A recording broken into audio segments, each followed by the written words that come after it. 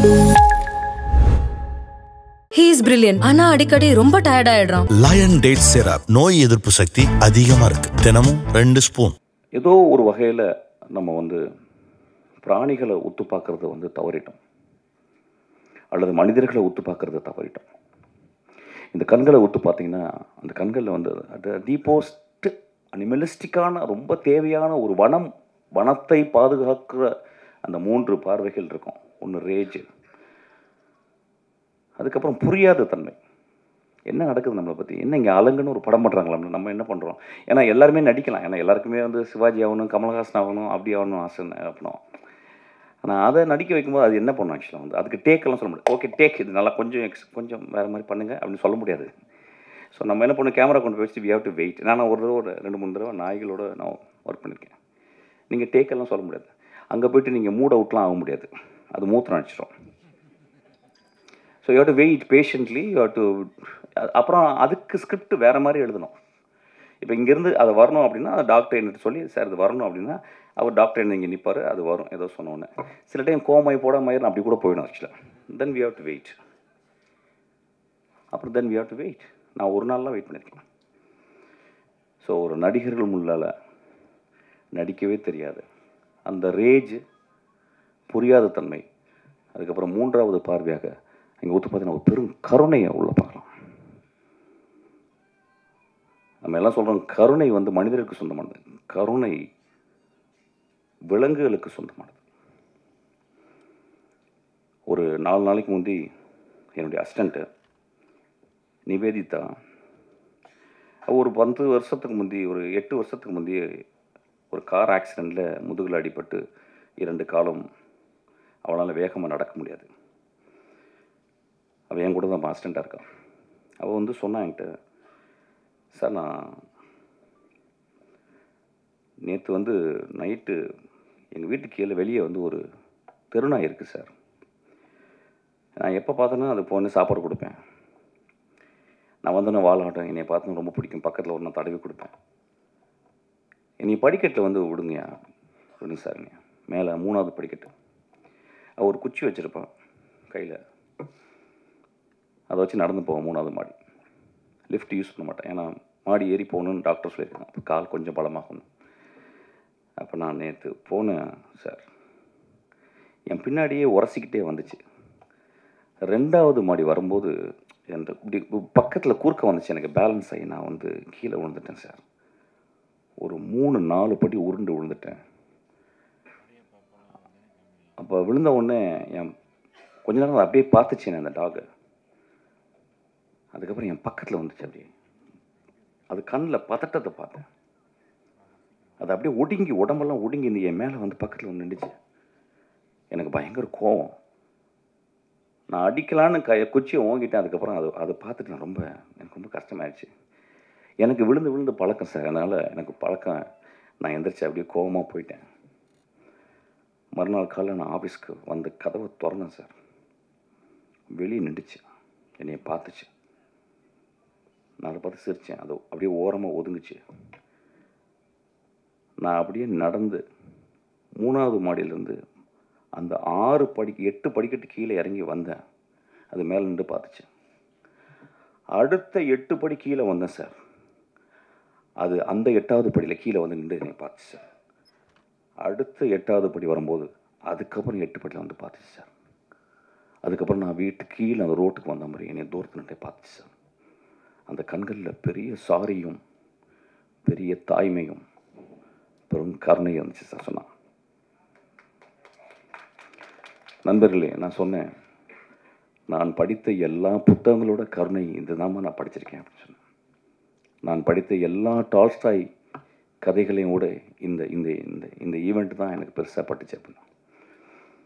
இதை நான் பகிர்ந்துக்கிறதுக்கு தான் இன்றைக்கி நான் வந்தேன். ஆக்சுவலாக நான் வந்திருக்கவே மாட்டேன் ஆக்சுவலாக. ஏன்னா அந்த டாகை பற்றி ஏதோ ஒரு வகையில் நாங்கள் பேசும்போது, என்னோடய அசிஸ்டன்ஸ்லாம் பேசும்போது அதிகமாக நாங்கள் பேசுகிறது பேரன்பை பற்றியும் கருணைகளை பற்றி தான். அதை தவிர வேறு எதுவுமே பேசல. ஒருவேளை அவனுக்கு நாய்களை பற்றி சொல்லணும்னு ஆசைப்பட்டிருக்கான். படம் எப்படி இருக்குன்னு எனக்கு தெரியல. நிச்சயமாக அதில் ஒரு பெரும் கருணை இருக்குன்னு நினைக்கிறேன். ஒரு படம் எடுத்து அந்த படம் மக்களால் அங்கீகரிக்கப்பட்டு அது பெரிய ஆர்ட் ஃபார்மாக ஆகுறது ரொம்ப கஷ்டம். இன்னைக்கு கூட நான் பண்ணிக்கிட்டு இருக்கும்போது எனக்கு நியூஸ் கேட்டுச்சு. அதாவது ஒரு திரைப்படத்தை பார்க்க போகும்போது அந்த திரைப்பட நடிகர் அங்கே வந்து அதனால் மக்கள் வேகமாக ஓடி போயிட்டு ஒரு பெண் இறந்துட்டாங்கன்னு சொல்லிட்டு அது ஒரு பெரிய ஆக்சிடெண்ட். அதுக்கு அந்த கதாநாயகனுக்கும் அவனும் ரொம்ப கஷ்டப்பட்டுருவான். அந்த குழந்தை, நடிகர்கள், சினிமாக்காரர்கள் எப்பொழுதுமே நாங்களும் ஒரு நாய்களை போல தான். ஏதோ இந்த கிராமத்தில் வந்து ஏதோ ஒரு ஊருக்கு வந்து மைக்ரேட் ஆகி வந்து இப்போ கலைகள் பண்ணாங்க பார்த்தீங்களா, அது மாதிரி இதை பண்ணி இதை பாருங்கள், இப்படி நாங்கள் ஆடி காட்டுறோம், இப்படி பாடி காட்டுறோம், நீங்கள் கொஞ்சம் கைத்தட்டுங்க. இந்த மனிதர்கள் இன்றைக்கி வந்து ஆடினவங்க கொஞ்சோண்டு கைத்தட்டுனா போதும், அவங்க வாழ்க்கை போதும். ஆனால் நாங்கள் கொஞ்சம் மாறி எங்களுக்கு கொஞ்சம் காசு கொடுங்க, உங்கள் காசை வச்சு தான் நாங்கள் சாப்பிட்றோம், உங்கள் காசை வச்சு தான் நாங்கள் கார் வாங்குகிறோம், உங்கள் காசை வச்சு தான் எல்லாம் பண்ணுறோம். நான் கொஞ்ச நாளுக்கு முந்தி வந்து ஏதோ ஒரு பெரிய படம், அந்த படம் ஃபெயிலியர் ஆகும்போது நிறைய ரசிகர்கள் வந்து பயங்கரமாக அதை வந்து விமர்சனம் பண்ணி பேசி அதுக்கு எல்லா உரிமையும் இருக்குது.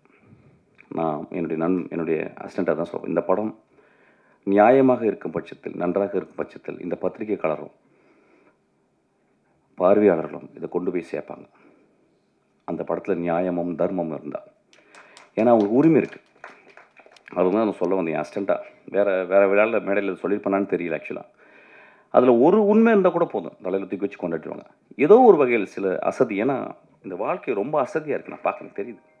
ஏன்னா அவங்களுக்கு வந்து ஓடிடி பிளாட்ஃபார்மில் அவ்வளோ படங்கள் இருக்குது. வாழ்க்கையில் வந்து 1.25 வினாடியில் பார்க்கக்கூடிய இன்ஸ்டாகிராம் இருக்குது, 24 ஹவர்ஸும் பார்க்குறோம். இதெல்லாம் மீறி நம்ம ஒரு நரேட்டிவ் சொல்லும் போது அந்த நரேட்டிவ் ரொம்ப பவர்ஃபுல்லாக இருக்கணும்னு அவங்க ஆசைப்பட்றாங்க, அவங்க கேட்குறாங்க. நம்மளும் படித்து வளர்கிறோம், அவங்க 200 மடங்கு அவங்களும் பார்த்து படித்து வளர்கிறாங்க. ஸோ ஒரு படம் அவங்களுக்கு நல்லா இல்லாம்போது ரொம்ப கோபம் வந்துடுது, வெகுண்டு வந்துடுது. அவங்க முன்னால் ஒரு கேமரா கொண்டு போய் காட்டிடுறோம், அதில் அந்த மனிதர்கள் வந்து தவறாக சில வார்த்தைகள் பேசுகிறாங்க. அது பெரும் மனசு வருத்தத்தை. நடிகர்களை நீங்கள் கொஞ்சம் கருணையோடு பார்த்துக்கணும். இந்த சொல்கிறதுக்கு நான் அச்சப்படலை. நான் கங்குவா படம் நான் பார்க்கல, இருந்தாலும் அந்த படத்தை பற்றி விமர்சனங்கள்லாம் வந்துச்சு.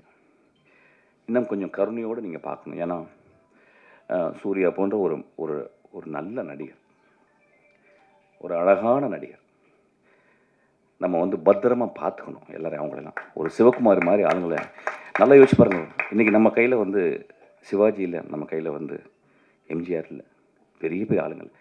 அவங்களோடலாம் பணியாற்றிய ஒரு சிவகுமார்னு ஒரு மனிதன் இருக்கான், எவ்வளோ முக்கியமான மனிதர் நம்மளுக்கு. அவங்க வீட்டில் வந்த ஒரு 2 குழந்தைகள் ரொம்ப நல்லவன். இப்போ நான் உடனே விமர்சனம் பண்ணேன், அடுத்து நீங்கள் சூர்யாவுக்கு கதை சொல்ல போகிறீங்கன்னா நான் சொல்லவே போகிறதில்ல. ஆக்சுவலாக படம் கொடுத்தா கூட நான் ஒத்துக்க மாட்டேன். பட் நான் கருணையோடு பார்க்க சொல்கிறேன். ஏன்னா கருணையை பற்றி பேசும்போது நான் கருணையோடு வரேன். ஒரு படத்தை வெற்றி பெறதுக்காக இந்த குழந்தைகள் நாங்கள்லாம் எவ்வளோ கஷ்டப்படுறோன்றது சொல்லி உங்கள்கிட்ட வந்து மடி விரிக்கலை. கிட்டத்தட்ட வாழ்க்கையை மறந்துட்டு வேலை செஞ்சுக்கிட்டு இருக்கோம். அப்போ ஏதோ சின்ன ஒரு பேலன்ஸ். ஆக்சுவலி அதாவது ராக்கெட் இன்ஜினியர்ஸ் சொல்லுவாங்க, ஒரு 10 வருஷம் கஷ்டப்பட்டு 24 மணி நேரம் ஒத்த சிந்தனையோட கான்ஸ்டன்ட் விஜிலன்ஸோட ஒரு ராக்கெட்டை டிசைன் பண்ணும்போது அது ஏதோ ஒரு சின்ன ஒரு சின்ன ஒயர் கொஞ்சம் பிரிஞ்சால் கூட அது வானிலை வெடிச்சிருது. அது ஒன்றுமே பண்ண முடியல. அப்படி தான் சினிமாவும் பார்க்குறேன். ஒரு சினிமாவும் ஒரு ராக்கெட் இன்ஜினியரிங் தான். ஒரு 500 கலைஞர்கள் கான்ஸ்டன்ட் விஜிலண்ட்டோட ஒரு திரைப்படத்தை அப்படியே ஒரு சின்ன சின்ன இலையா பண்ணுறோம். சில டைம் ரொம்ப அங்கே அந்த மூத்த கலைஞன் ஒருத்தர் இருப்பான், அந்த டைரக்டர்னு ஒருத்தர் இருப்பான் பாருங்க, அவன் வந்து ஒரு இறப்பை நோக்கி போகிற அளவுக்கு போகும்போது தான் ஒரு படைப்பு உருவாகுது. அவன் அங்கே செத்து போவான். கடைசியில் அந்த நாளை வந்து ஃபைனல் அந்த ஷாட் முடிஞ்சு அந்த அந்த அந்த ஃபைனல் மிக்சிங் முடியும் போது பார்த்தீங்கன்னா, வெளியே வரும்போது பார்த்தீங்கன்னா நல்லா ஞாபகம் இருக்குது. ராஜீவ் மேனன் சொன்னாரான் ஒரு தடவை, யாரையா அது ஃபைனல் ஏதோ உள்ளே போகும்போது யாரையா அது கீழே பட்டு கிடக்குறா அப்படி செருப்புக்குள்ளே அப்படின்னு. சார் ஒரு பேர் பாலான்னு சொன்னாங்களாம். அதுதான் சேது, ஒரு பாலா செத்து போகிற டைம் தான். அந்த டைமில் தான் அந்த படம் உருவாகுது. ஆக்சுவலாக அப்போ ஒரு படம் உருவாகும்போது நம்ம வந்து படம் நல்லா இல்லைன்னு சொல்கிறதுக்கு ரொம்ப உரிமை இருக்குது. ஏன்னா நீங்கள் 150 ரூபா கொடுக்குறீங்க. அப்புறம் ஒவ்வொரு பத்திரிக்கையாளரும் எல்லாம் சினிமா தெரிஞ்சவங்க. நான் சொன்ன சித்திரம்பேசி பார்த்து நான் கதை சொன்னேன், ஏவிஎம்மில் சொன்னேன். அது நல்லா இருக்குன்னு சொன்னவர் அங்கே உட்காந்துருக்கார், வெள்ளை சட்டப்பட்டவர், துளசி பெருமாள். அவர் நல்லா இல்லைன்னு சொல்லியிருந்தால் நான் நல்லா இருந்திருக்க மாட்டேன். ஸோ அவங்க தான் பத்திரிக்கைங்க. நம்மளும் அதை ரொம்ப புரிஞ்சுக்கணும். இது 2 பேரும் கையை கோர்த்து படங்கள் நல்லாட்டினாலும் நல்லா இல்லாட்டினாலும் அதில் இல்லையா இப்படி பண்ணலாம்யா இப்படி பண்ணியிருக்கணுயா அப்படி சொல்லலாம். சினிமாவை எல்லோரும் நம்ம பத்திரமா பார்த்துக்கணும். ஏன்னா சினிமா மட்டும்தான் அறத்தையும் அழகையும். இப்போ நீங்கள் பார்த்தீங்கன்னா என்ன ஒரு பெர்ஃபார்மன்ஸ், வாட். எனக்கு வந்து இன்றைக்கி நைட் ஃபுல்லாக பேசிகிட்டே இருக்கலாம் போல இருந்துச்சு. இந்த படம் இந்த மனிதர்களுக்காகவும் அந்த நடிகர்களுக்காகவும் ஓடணும்னு நான் வந்து கேட்டுக்கிறேன். நான் வரும்போது ரொம்ப டயர்டாக வந்தேன். ஆனால் ஒரு 200 நாளுக்கு வந்து நான் சக்தியோடு இயங்கக்கூடிய அளவுக்கு இந்த மனிதர்கள் வந்து இன்றைக்கி ஒரு எக்ஸ்ட்ரானரியான ஒரு பெர்ஃபார்மன்ஸ் பார்த்தேன். இந்த பெர்ஃபார்மன்ஸை யார் டிசைன் பண்ணான்னு தெரியல. மேபி என்னுடைய டைரக்டர் டிசைன் பண்ணான்னு தெரியல. ஏன்னா ஹூ அவர் டிசைன்ட் இந்த மாதிரி ஒரு பெர்ஃபார்மன்ஸ் பண்ணவங்க வந்து ரொம்ப ஒரு அறிவான, ரொம்ப மனதுக்கு ரொம்ப ரொம்ப எளிமையான மனிதர்கள் தான் இந்த மாதிரி சொல்ல முடியும். I'm so moved by them, I'm so thankful to them. இந்த படம் ஓடணுன்னு நான் மனிதர்களை கேட்டுக்கிறேன்.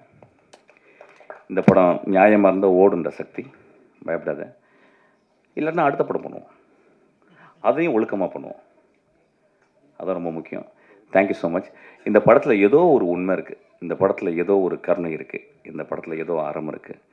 Thank you so much. Taste Daily. Taste the Daily.